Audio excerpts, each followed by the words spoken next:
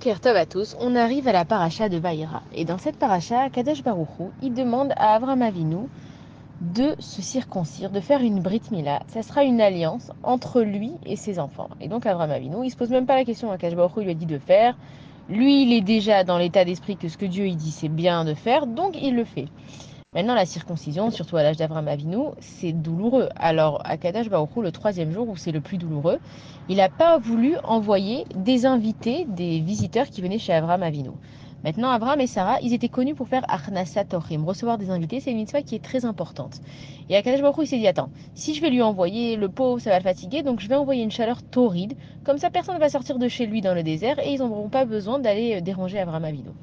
Et Avraham Avinu, c'est tout le contraire. Lui, ça le dérangeait, même qu'il était en souffrance, de ne pas avoir de visiteurs. Donc il va à l'entrée de sa tente pour guetter les invités. Et pendant qu'il était à l'entrée de sa tente, il parlait avec Akadosh Baruch Hu. Il était en live, en direct avec Akadosh Baruch Hu, il lui parlait.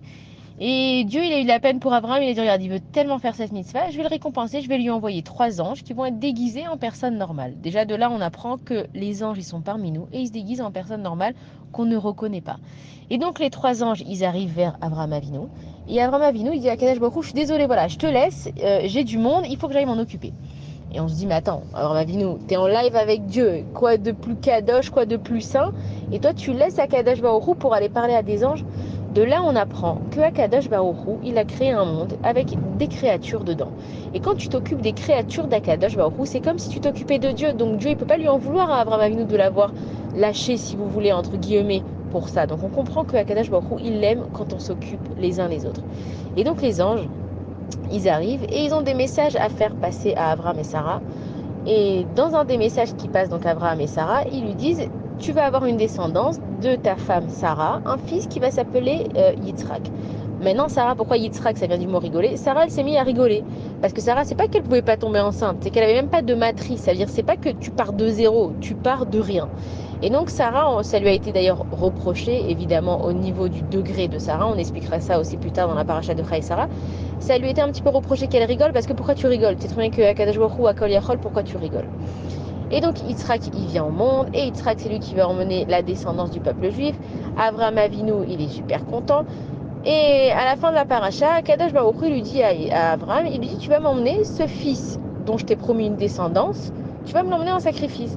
Maintenant, Avraham Avinu, il a fait quelque chose d'extraordinaire. On sait que en fait, nos patriarches, nos avots, ce qu'ils ont fait, ça nous parle à nous. S'ils avaient eu une vie parfaite, sans aucune épreuve, qu'est-ce qu'on aurait pu tirer de ces enseignements?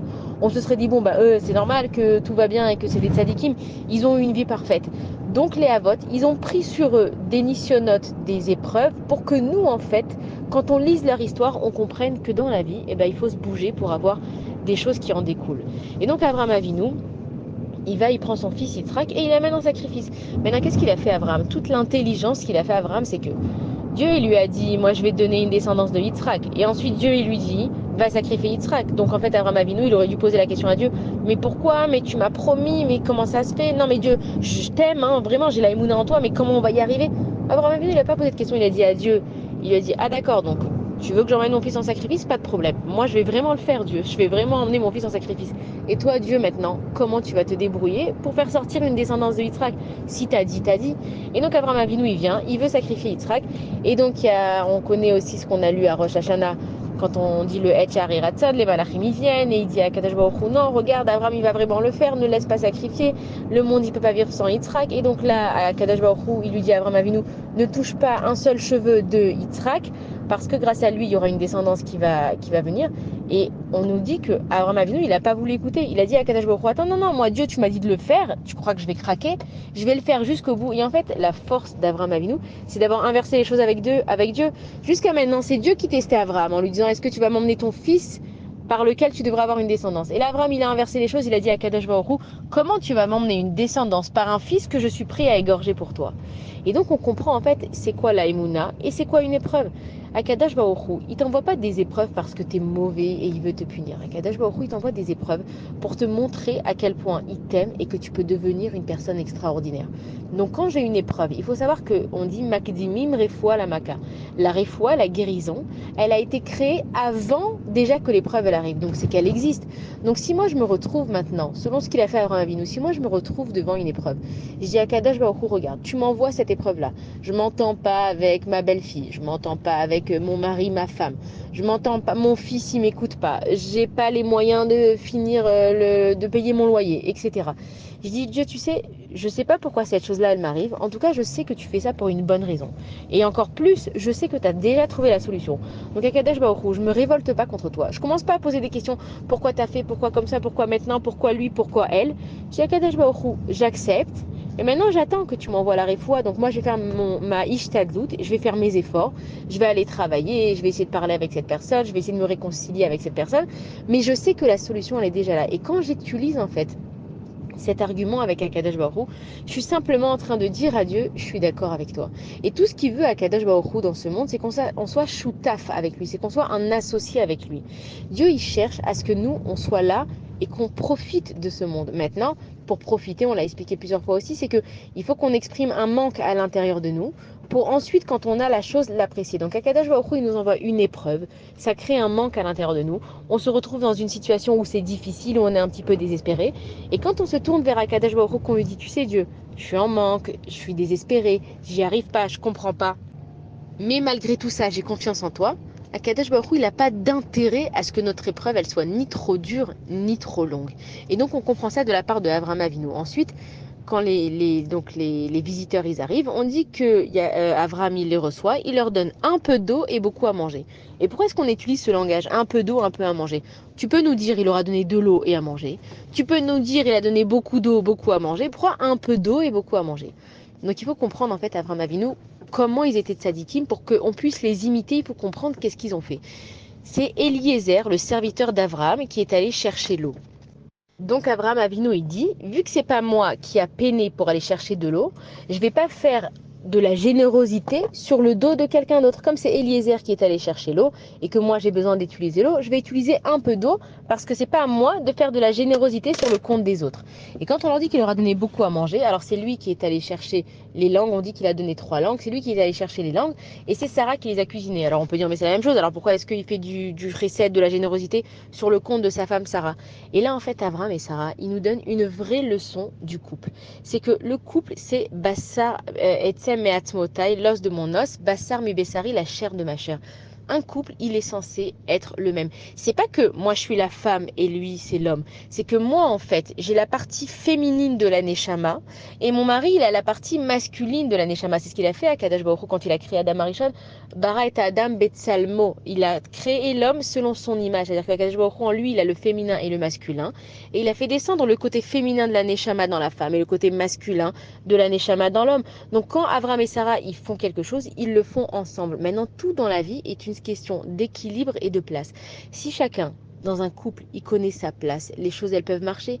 Et c'est ça aussi ce qui s'est passé avec la lune et le soleil. On dit que la lune et le soleil c'était une seule entité. Et la lune, elle a dit à Kadosh Baruch Hu, mais on ne peut pas être les deux à porter la même couronne. Donc à Kadosh Baruch Hu, il a dit, ah, tu penses que c'est pas possible, tu t'es plaint, donc je vais te diminuer. Toi, tu n'as pas de lumière. La lune, elle n'a pas de lumière. Elle reflète la lumière du soleil. Et quand elle accepte de recevoir, la femme, c'est une receveuse.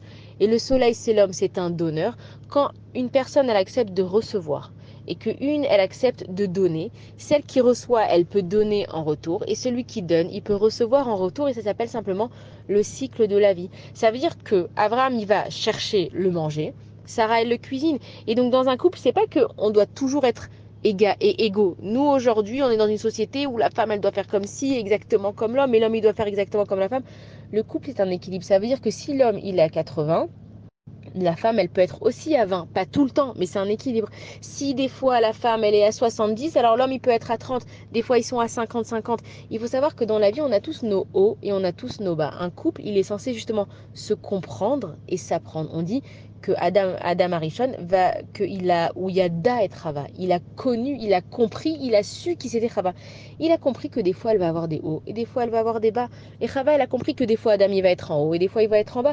Donc, ce qu'il faut, c'est l'équilibre. Si lui, en ce moment, il n'est pas bien, moi, je vais faire plus. Si moi, je suis pas bien, lui, il va faire plus. C'est un équilibre dans le couple. Et c'est pour ça que Avraham et Sarah, c'est un bel équilibre du couple pour nous montrer que Avraham, quand il a donné à manger, il s'est permis de donner beaucoup à manger parce qu'il savait que sa femme Sarah, derrière, elle allait assurer. Et ensuite, quand ils ont eu Yitzhak, donc la descendance, elle est venue à partir de Yitzhak, ça veut dire que Dieu, il tient ses promesses. Si Akadosh Baruch Hu, il a dit que de Yitzhak, il y aurait une descendance, de Yitzhak, il y a une descendance.